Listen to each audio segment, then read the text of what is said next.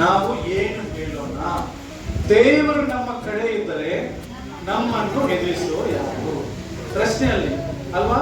ಸ್ವಂತ ಮಗನನ್ನೇ ಉಳಿಸಿಕೊಳ್ಳದೆ ಆತನನ್ನೇ ನಮ್ಮೆಲ್ಲರಿಗೋಸ್ಕರ ಒಪ್ಪಿಸಿಕೊಟ್ಟನಲ್ಲ, ಮಗನನ್ನು ಕೊಟ್ಟ ಮೇಲೆ ಸಮಸ್ತವನ್ನು ನಮಗೆ ದಯಪಾಲಿಸದೇ ಇರುವನು ಅಲ್ವಾ? ಇರಲ್ಲ. ಯಾಕಂದ್ರೆ ತನ್ನ ಮಗನನ್ನೇ ತನ್ನ ಮಕ್ಕಳಿಗಾಗಿ ಕೊಟ್ಬಿಟ್ಟ. ಅಂತ ದೇವರು ನಮ್ಮ ಪಕ್ಕದಲ್ಲಿರುವಾಗ, ನಮಗೆ ಏನು ಕೊರತೆ ಬರುವಾಗ, ನಾವು ಪರ್ಫೆಕ್ಟ್ ಆಗಿ ಇರುವಾಗ ದೇವರು ನಮ್ಮ ಕೊರತೆಯನ್ನು ನೀಗಿಸ್ತಾನೆ ಇರುವ ನಂಬಿಕೆ ನನಗೂ ನಿಮಗಿದ್ರೆ ನಾವು ಏನಕ್ಕೆ ಭಯ ಪಡ್ತೀವಿ? ಭಯ ಪಡಲ್ಲ ನಾವು. ಯಾಕಂದ್ರೆ ನನ್ನ ಸ್ವಾಮಿ ನನ್ನ ಸಹಾಯಕನಾಗಿದ್ದಾನೆ.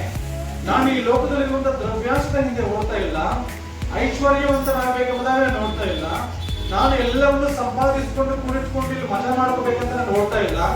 ನಾನು ಓಡ್ತಾ ಇರುವಂತಹ ಓಟ ದೇವರಿಗೋಸ್ಕರವಾಗಿ ಓಡ್ತಾ ಇದ್ದೀನಿ.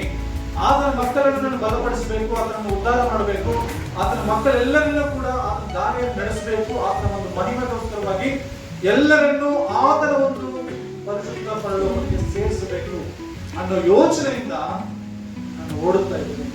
ಅದರಿಂದ ನಾನು ಯಾವ ವಿಷಯದಲ್ಲಿ ಭಯ ಮಾಡೋದಿಲ್ಲ. ಯಾಕಂತಂದ್ರೆ ನನ್ನ ಪಕ್ಕದಲ್ಲಿ ಯಾರಿದ್ದಾರೆ? ನನ್ನ ಸ್ವಾಮಿ ಇದ್ದಾರೆ. ಆತನೇ ನನ್ನ ಪಕ್ಕದಲ್ಲಿ ಇದ್ರೆ ನಾನು ಏನಕ್ಕೆ ಭಯ ಪಡಬೇಕು?